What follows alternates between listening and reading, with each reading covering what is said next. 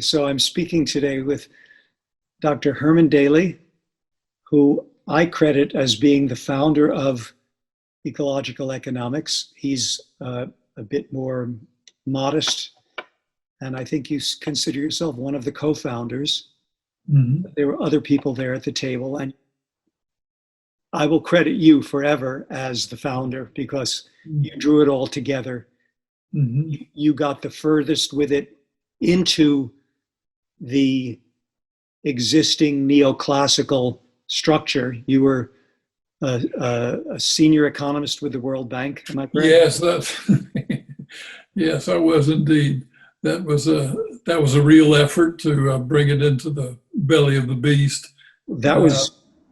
I lasted for 6 years, and finally the white corpuscles discovered that I was an infection and began to react. So the white corpuscles of the neoclassical economics. Of the of the institutional neoclassicism on which the whole World Bank institution, the growth idea on which they're founded. So they made it more and more difficult for you until you finally threw in the towel? Yeah, that's basically it. I must say, though, I had some good colleagues there, some Robert Goodland and others who really were striving hard to, and they had more patience or perhaps more courtesy or sensibility or something to diplomacy, to maneuver. They knew how to deal with the institution. I'll tell you, we had a little analogy. So to bring about change at the World Bank is like trying to drag a brick with a tiny thread tied to it. You know, if you pull too hard, you break the thread and you have to go back. And if you don't pull hard enough, the brick isn't going to ever move. And so my characteristic error was to pull too hard. I was always having to go retie the thread. Other people had a greater sensitivity. They could get things done in small things. You couldn't do a whole lot, but they could at least move the brick a little bit. Well, we mentioned the World Bank. I'd like to update to the 21st century here and get your comments on how you feel the World Bank may or may not be getting ready to cope with, or the global financial cabal, including the Swiss bankers, Bank of England, all the central banks. But IMF, let's look at the World Bank. Are they getting ready for the change that's coming? Because we hear people like Mark Carney who are warning us about stranded assets more and more, and we hear certain economists are breaking ranks, shall we say, and questioning growth. What's your view, and who are the people who are leading the way maybe towards an economic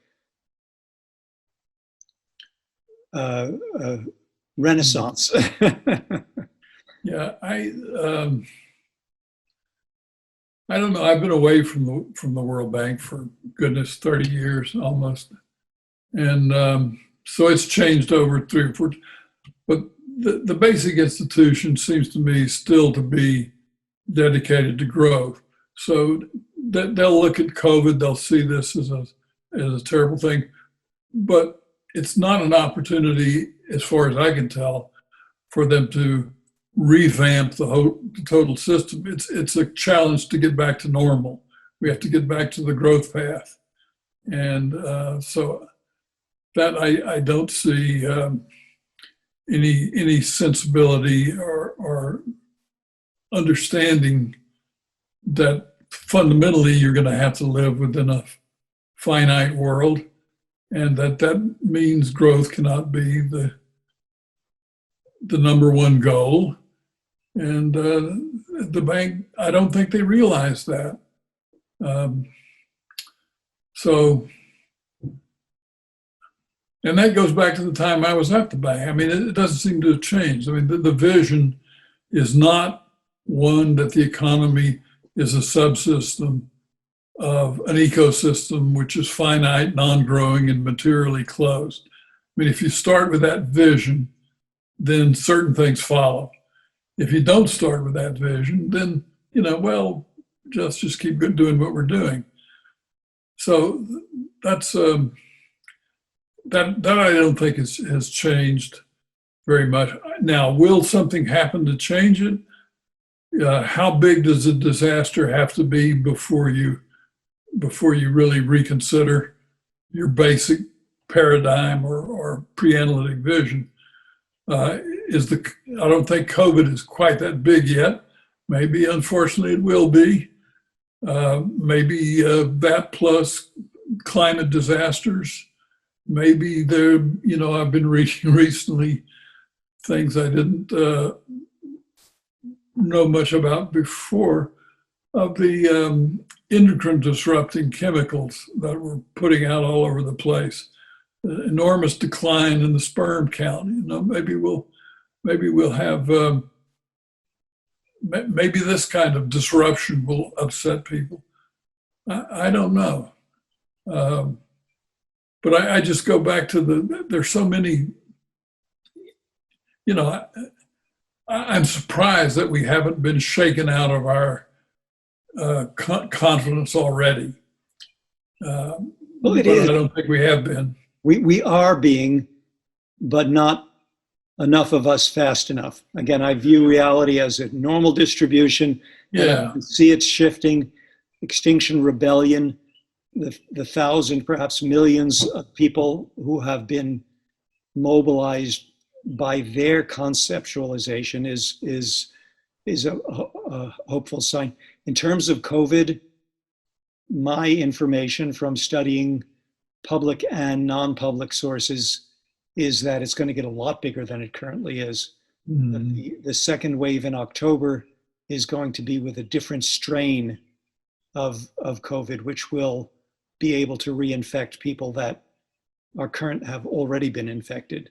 Yeah, well, I mean, this ties back into ecological economics, which looks upon economics as fundamentally a life science. We're studying life, and you have sort of as some biologists put it, a distinction between the within skin life process and the outside skin life process. Your organs and your metabolism going on within your skin, but then outside the skin, there's all sorts of life support going on.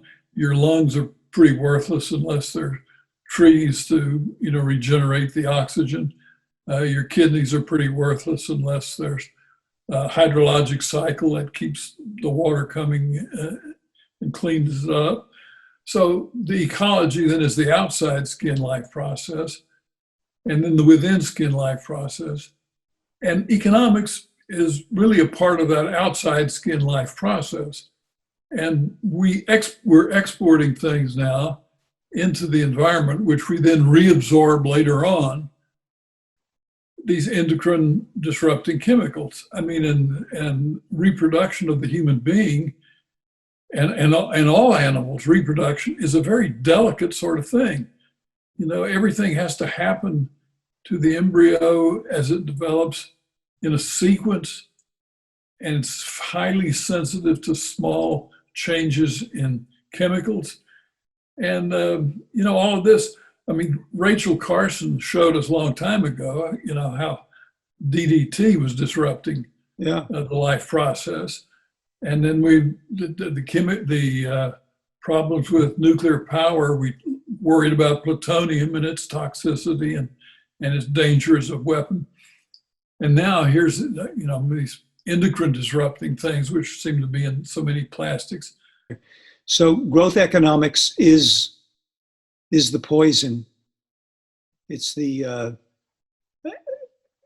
if to use the metaphor from the Matrix trilogy, it's the red pill, blue pill choice. Are we going to, after COVID, go back to sleep and swallow the blue pill, or are we going to eat the red pill and wake up? And I don't know if I got the colors right.